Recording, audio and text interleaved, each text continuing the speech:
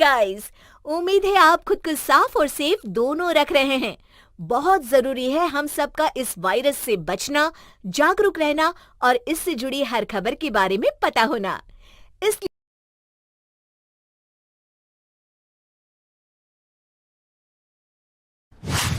उषा के 2 बेटे थे, ऋषभ और सुनील।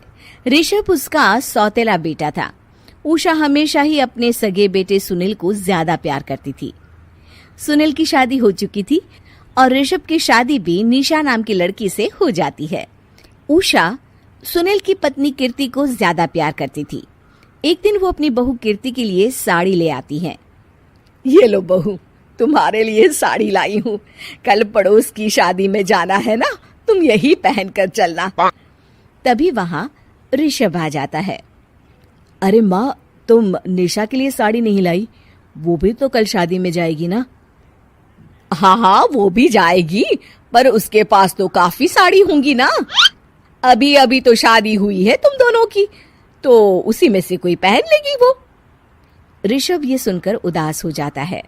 तब निशा कहती है, आप उदास क्यों होते हो जी? सही तो कह रही हैं मम्मी जी। मेरे पास तो बहुत साड़ियां हैं और सारी की सारी नई हैं। मैं उन्हीं में से कोई पहन लूंगी। वो बात नहीं है निशा। माँ मेरे साथ तो सौतेला व्यवहार करती ही थी, पर मुझे लगता था कि मेरी पत्नी के साथ वो ऐसा कभी नहीं करेंगी, पर आज उन्होंने तुम्हारे साथ भी वैसा ही व्यवहार किया। ऋषभ उदास होकर अपने कमरे में चला जाता है। ऋषभ को उदास देखकर निशा को अपनी सास पर बहुत गुस्सा आता है। एक दिन उषा सुनील को कुछ पैसे दे रही होती है। ले बेटा सुनील, ये कुछ पैसे रख ले और बहू को कहीं घुमा लिया। जी मम्मी जी। सुनील वहां से चला जाता है। मम्मी जी, आपने इन्हें तो कभी पैसे नहीं दिए। ऐसा सौतेला व्यवहार आप क्यों करती हैं? बहू, ये किस तरह से बात कर रही हो तुम अपनी सास से? कोई ऐसे सवाल करता है कि अपनी सासू से? सास, अरे जिस दिन से मैं इस घर में आई हूँ ना, आपने तो मुझे अपनी बहू माना ही नहीं। हमेशा कीर्ति भाभी के लिए ही सब कुछ लाती हैं। मुझे तो आज तक आपने कुछ दिया ही नहीं। क्या मैं जानती नहीं कि आप ऐसा क्यों करती हैं? देख निशा, तू अपना काम कर, समझी? मेरे से बहस करने की कोई जरूरत नहीं है। तभी वहां ऋषभ आ जाता है। निशा, माँ से ऐसे बात नहीं करते। तुम जाओ अपने कमरे में। हाँ, जा रही हूँ। मुझे भी इनसे बात करने का कोई शौक नहीं है। निशा अपने कमरे में चली जाती है और ऋषभ भी वहां आ जाता है। निशा, तुमने माँ से क्यों झगड़ा किया? क्योंकि आप तो कुछ कहते ही नहीं, बस चुपचाप सहते रहते हैं। किसी को तो आवाज उठानी होगी ना। कोई बात नहीं निशा, तुम गुस्सा मत करो, शांत हो जाओ। निशा रसोई में खाना बना रही होती है। तभी वहां कीर्ति आ जाती है। निशा, तुम मार्केट से ये सामान ले आओ। मैं क्यों जाऊं? आप भी तो जा सकती हो ना। दिख नहीं रहा कि मैं खाना बना रही हूँ? हाँ तो क्या हुआ, खाना बनाने के बाद चली जाना। हाँ, खाना भी मैं ही पकाऊं, बाजार जाकर सामान भी मैं ही ले आऊं। खुद तो कुछ करोगी नहीं, है ना? ओहो, जुबान तो देखो कैसे चल रही है। सुनो, तुम अभी आई हो इस घर में, तमीज में रहो, वरना सासू माँ से कहकर मायके भिजवा दूंगी तुम्हें। हाँ। ओह, हाथ लगाकर दिखाओ मुझे, देख लूंगी। बहुत मनमानी हो गई तुम दोनों की, समझी? निशा लिस्ट कीर्ति के ऊपर फेंक देती है। कीर्ति निशा को मारने आती है तो निशा उसका हाथ मोड़ देती है। मर गई रे, छोड़ मेरा हाथ। आज के बाद मुझसे कोई बदतमीजी की तो अच्छा नहीं होगा। कीर्ति रोते हुए अपने कमरे में चली जाती है।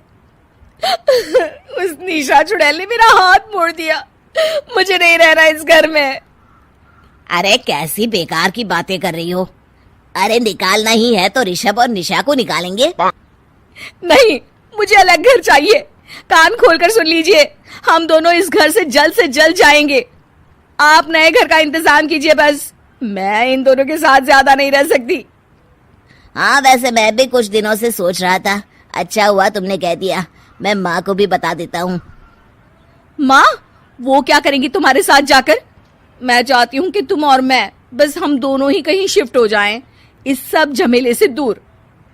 अरे पर माँ को यहाँ छोड़कर इस तरह से जाना ठीक नहीं रहेगा कीर्ति। वैसे वो तुम्हें कितना प्यार भी तो करती हैं। नाम का ख्याल रखती है क्योंकि तुम सगे बेटे हो ना, इसलिए।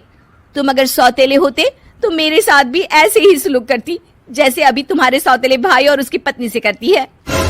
अरे पर फिर भी कुछ भी नहीं। देखो, या तो हम दोनों इस घर से कहीं दूर जाएंगे या फिर मैं अपने मायके चली जाऊंगी। हाँ, बता देती हूँ। अच्छा बाबा, अच्छा ठीक है। सुनील अपनी माँ से बात करने आता है। माँ, मैं सोच रहा हूँ कि कीर्ति के साथ अलग घर में शिफ्ट हो जाऊं। अरे वाह बेटा, ये तो बहुत अच्छा सोचा है तुमने। कब शिफ्ट होना है हमें? मैं भी पैकिंग कर लेती हूँ। अब नहीं माँ, मैं और कीर्ति ही जाएंगे बस। आप तो यहीं रहो, ये पुश्तैनी घर भी है ना आपका। अरे बेटा, तू तो मेरा सगा बेटा है, तू ही मेरे साथ ऐसा कर रहा है। मुझे अपने साथ ले जा बेटा।